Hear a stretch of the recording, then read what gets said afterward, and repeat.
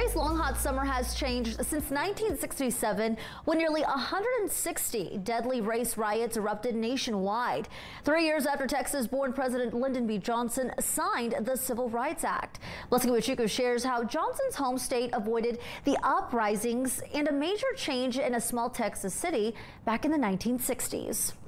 For nearly 5 decades, a banner that read, "The blackest land, the whitest people," welcomed residents and visitors here in downtown Greenville. Now, even though that sign is long gone now, a woman who was born and raised here tells me they're still feeling the impacts decades later.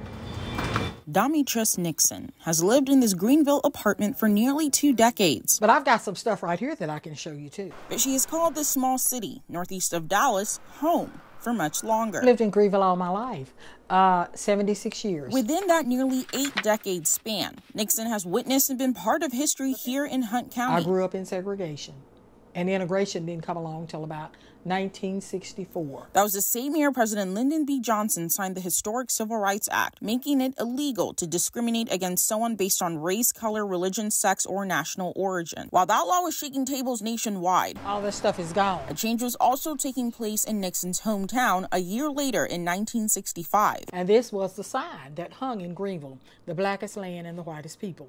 This sign was hung up on our main street in Greenville. I was a little girl at the time, but I always thought that it was something wrong with that sign.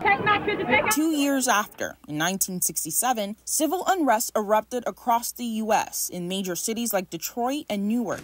Rick Lusberg was also a child during the race riots. The images of the violent summer in the U.S. stuck with him, leading him to write his first book. Two Societies is about a report that a special committee that President Johnson had appointed in 1967 to study why there had been over 150 riots that year.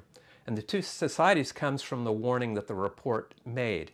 It said that the nation was moving towards two societies, one black, one white, separate and unequal. The federal committee's findings is called the Kerner Commission Report. The 440-page report lists off recommendations to improve conditions for black people, concluding the deadly riots were due to decades of discrimination and segregation. Issues also experienced in Texas, but no riots of the magnitude of 1967. Because Dallas didn't have things like that is not to say that Dallas didn't have problems. They were just of a different scale and were handled a lot differently. And racism now still exists to a certain extent. It has been 6 decades since the Civil Rights Act and nearly 6 decades since Greenville's infamous sign came down. So just right on up Lee Street, that's where it hung. Despite its dark history, Nixon still calls here home and works to document and share the black history of her hometown. In Greenville, Blessing Iwuchukwu, Spectrum News. Well, here we go. Oh. See, I usually walk this